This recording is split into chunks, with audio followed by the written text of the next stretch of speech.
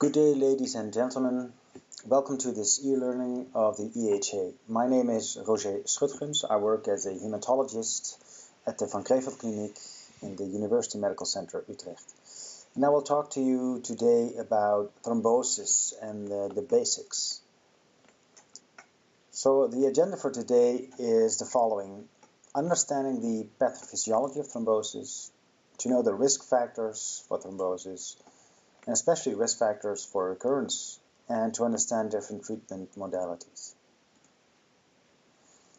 So first, let's get back to the drawing table and I'll talk to you a little about the basics of hemostasis in humans. And basically there are two systems, the primary and the secondary hemostasis. And the primary hemostasis happens in the first 8 minutes, where you first get a constriction of your blood vessels and then you form a platelet plug. That platelet plug forms fast but is not that very solid and needs to be consolidated by the secondary hemostasis, which concerns all the clotting factors you know about, factor 8, 9, 11, and finally they make the final fibrin depositions that make the clot stable for several days. Now, apart from being separate in terms of pathogenesis and symptoms, there is also a difference in thrombotic complications in primary and secondary hemostasis. And especially the arterial thrombi are caused by platelet plugs, and that's probably due to the high shear stress which in the arterial blood vessels that need fulfillment factor to make the primary adhesion. And venous thrombosis is predominantly caused by disturbances in the secondary hemostasis and fibrin deposition.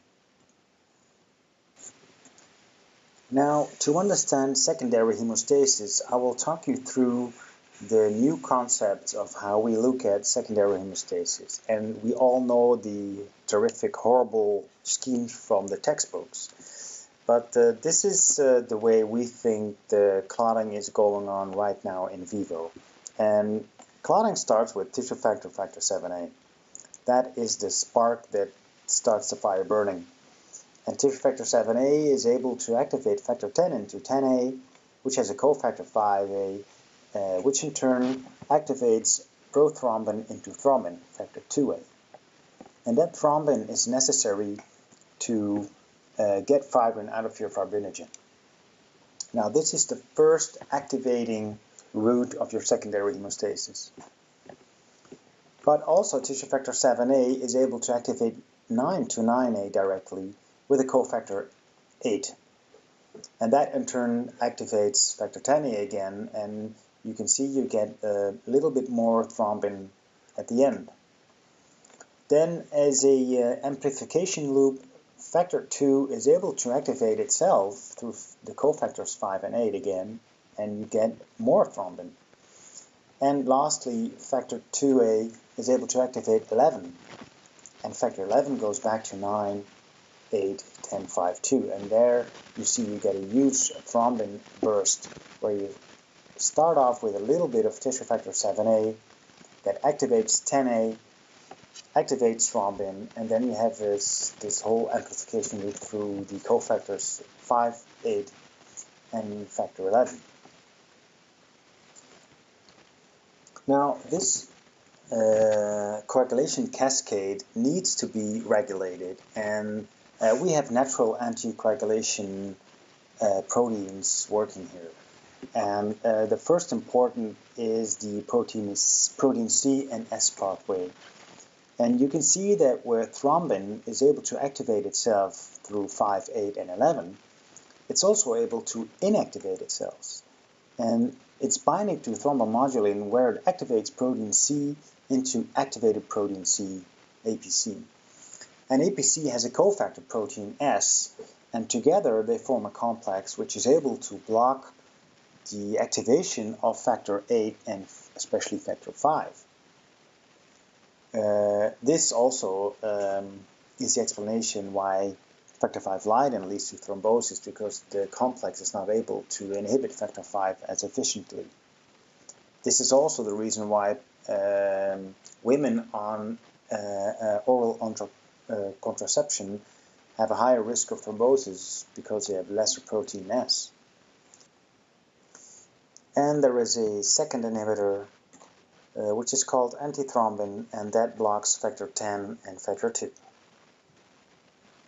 Now, when we're talking about the pathophysiology of venous thrombosis, a lot of us will talk about the Virchow triad, which is based upon 3 important components, and that theory still stands.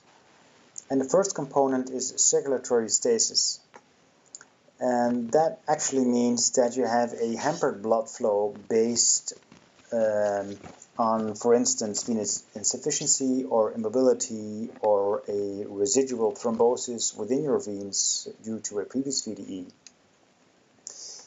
The second component is endothelial injury, for instance, in case of trauma or surgery or atherosclerosis or a central venous catheter. And a third component is a hypercoagulable state, which you see in acquired or congenital thrombophilia, infections, pregnancy, cancer. And you will appreciate that the development of VDE is multifactorial. That means that in most of the times, it's not a single risk factor that causes the VDE. And when you look at this slide, you can see that the risk of having a thrombosis increases with age. Now, when you have a factor V Leiden, you have a basic higher risk, which is on top of your other risks. So when you're aging, your basic risk increases. And when you have a cancer throughout life, you will temporarily have an extra increased risk, and you will get through the bar for getting thrombosis. Now, there are many risk factors for VDE, and this is just one of the papers reviewing them, and it's very hard to keep track of them. And I just want to mention that the most well-known congenital thrombophilia, like factor V Leiden or factor 2 mutations or antithrombin deficiency, you can see that the risk for recurrent VDE is actually quite small or even non-existent. So a decade ago, there was a big hype in determining all these kinds of thrombophilia factors, but actually nowadays we know that there are only very little thrombophilia factors that we need to adjust our therapy on. And one of the most important is antiphospholipid syndrome. Now, to make all those risk factors more comprehensive, I personally like to categorize them into risk factors that are involved in the pre-VDE period, or involved at the actual VDE period itself, or in the post-VDE treatment. And they all have an influence on your risk of relapse. And for instance, in your pre-VDE period, the risk of having a primary or your first VDE are based on comorbidity, medication, genetics, environment. And then when you have your actual VDE, your location, and I will show you that in a minute, is of importance to make an estimation on your relapse risk. And after you have developed your VDE, the type or duration or intensity of your anticoagulation therapy has a risk on your relapse. Again, your comorbidity, your genetics, is there a residual thrombosis in your veins, and again, environment. And all those risk factors interact, and you have some risk factors that have only an influence on the first, but also on the second, and some only for the second, and they all are connected in some way or another. Now, why is it important to know? And to my opinion, it is that a VDE relapse has a huge impact. Well, mortality, that's a matter of debate. Can we prevent mortality? There are some population studies that indeed show that a longer treatment for VDE decreases your mortality risk. But especially that holds true for morbidity, your post-thrombotic syndrome, your quality of life, and it has a financial reason. And the big question is, how can we prevent relapse? And of course, the first thing is the optimal therapy with anticoagulation. The duration, intensity, adaptive prophylaxis, and we have an optimal non-drug prevention. And I like to categorize those risk factors again in another way, and these are the four categories I use. And let me start with the first one, the easy wins. And with that I mean those are the risk factors that we don't debate a lot about. We know what to do with them, there's no discussion. And for instance, provoked versus unprovoked VDE, which also categorizes as a pre-VDE risk factor. So we know from this graph that the risk of relapse strongly depends on whether your first VDE was provoked by a temporary risk factor or unprovoked. And we know that if you have a provoked risk factor, your patient is good for 3 months anticoagulation, and then you can safely stop. Now, on the other way around, we all know that cancer has a high risk, and you can learn that in another e-learning module. But we know when you still have active cancer, the risk of recurrence is very high versus patients who don't have active cancer. And also the third point is the location of VDE. We know that pulmonary embolism and proximal DVT have a high risk of recurrence, but distal DVT is much lower. So the easy wins are, to my opinion, your provoked VDE, in which you need short-term anticoagulation, your distal VDE, also short-term, and cancer VDE, which actually means the opposite, long-term anticoagulation. Now for the second category, I use the modifiable risk factors. And most of them are of course temporary risk factors, because you can modify them and they're gone. And of course the most important one is estrogen use. Now this is a graph from a paper from the Journal of Thrombosis the Basics 2014.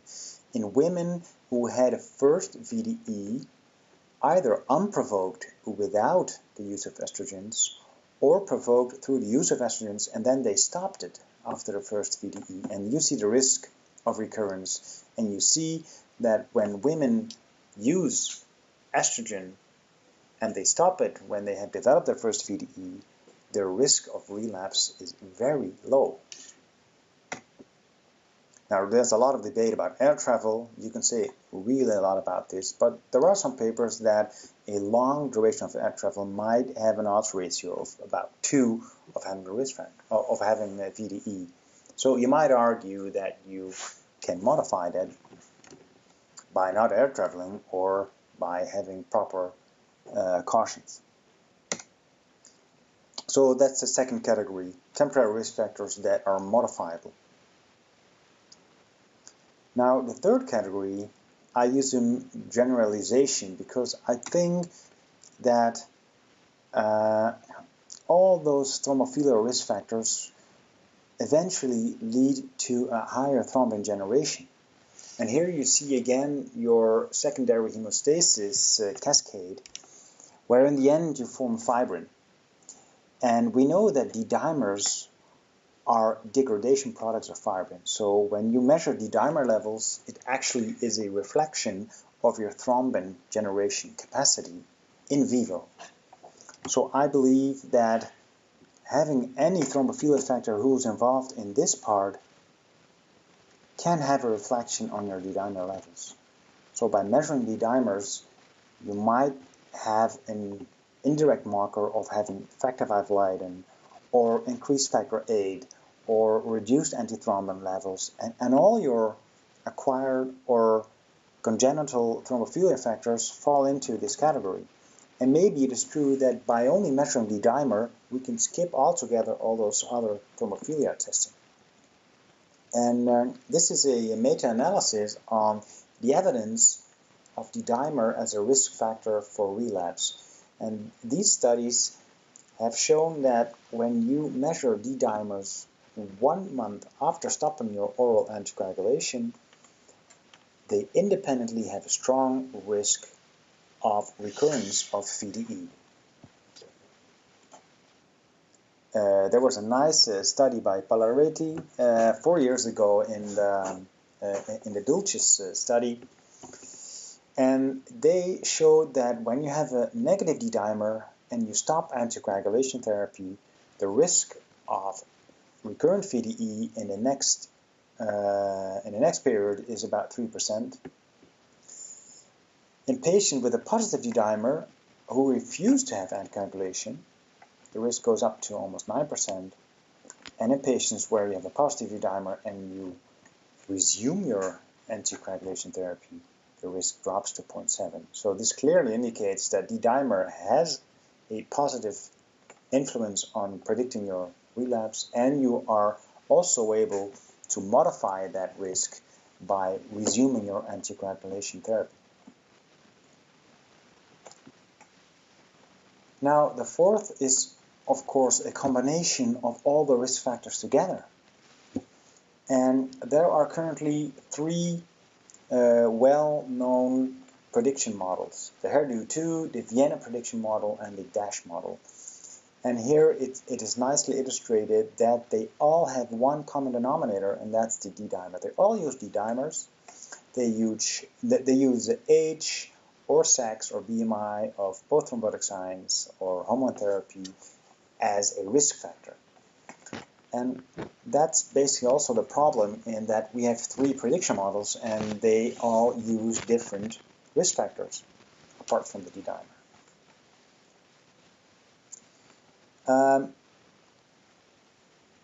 I believe that for decision making in VTE, we are going for the same way as the cardiologists do with atrial fibrillation, because in atrial fibrillation we use a CHA2DS2-VASc score, and basically we use oral anticoagulation in every single patient except the patients who are at very low risk or have a high risk of bleeding.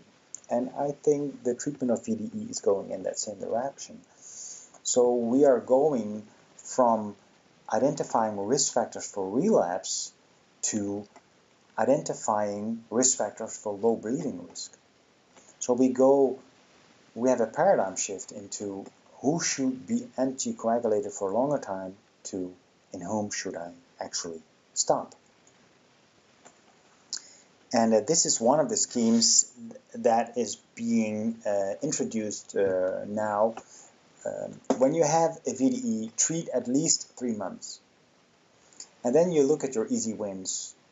When you have a provoked or distal DVT, you can stop after 3 months because your risk of recurrence is really, really low.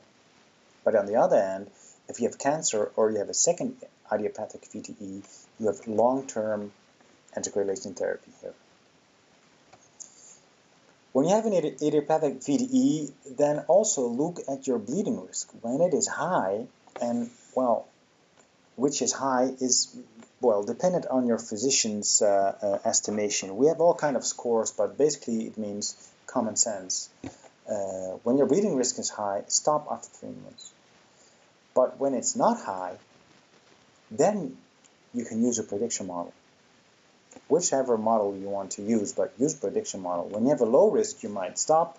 When you have a high risk or non-low risk, you can proceed with long-term therapy. Now, this has to be validated prospectively, but I think this will be the future of our therapy.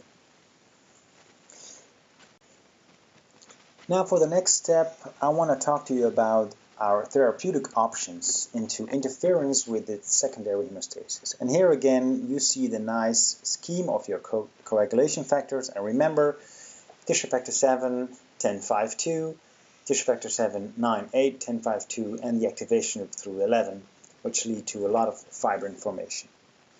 And for more than 60 years, we have used the classical anticoagulants And coumarin derivatives or vitamin K antagonists are the most famous one. And they are interfering with the production of activated factor 7, 9, 10, and 2. So basically you are interfering with 4 clotting factors at the same time, which makes the drug very effective. But then again, you have a very small therapeutic window because you are trying to level with 4 factors at the same time.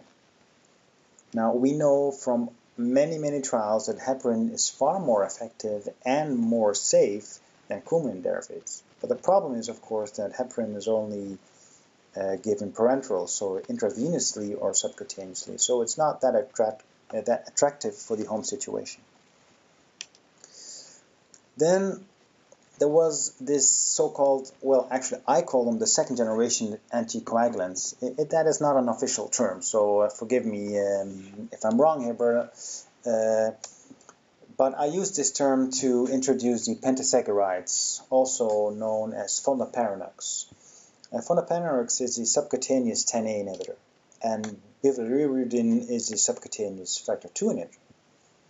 Now, they are very effective, but still they are hampered by the fact that you have to give them subcutaneously. And a couple of years ago, the direct oral anticoagulants were coming in, and those were the first oral single factor inhibitors. And there were many factor 10A inhibitors like rivaroxaban, apixaban, edoxaban, and betrixaban. And currently there's one registered factor 2 inhibitor, dabigatran. And these drugs are very effective. They have very stable levels in every single patient, so it's almost that one size fits all, with of course several adaptations when you are at high age or when you have a low create clearance. But basically it's very easy to use, it's very simple to dose, and you don't need any monitoring. And we have a safe antidote for dabigatran is called idarucizumab, and the antidotes against the oral 10As are coming up. Now, to finalize my short presentation, I want to point out 3 major changes in VTE world. And the first is that the risk inventarization in VTE is shifting. Instead of having patients being anticoagulated for 6 months, we now treat for 3 months, or we treat the majority long term. And we do that based on the identification of low risk of relapse VTE and identification of high risk of bleeding. The second point is that the optimal prediction model for identification for low risk of relapse VTE is still not yet known, but you will appreciate that the D-dimer plays a central role in this. And the third point is that our current anticoagulation therapy for VTE has really changed from NLWH VKA to DOA treatment. Now, based on this lecture, I hope you will have the opportunity to get the basics and to get a good start for the rest of the e-learning. And I wish you a very good day.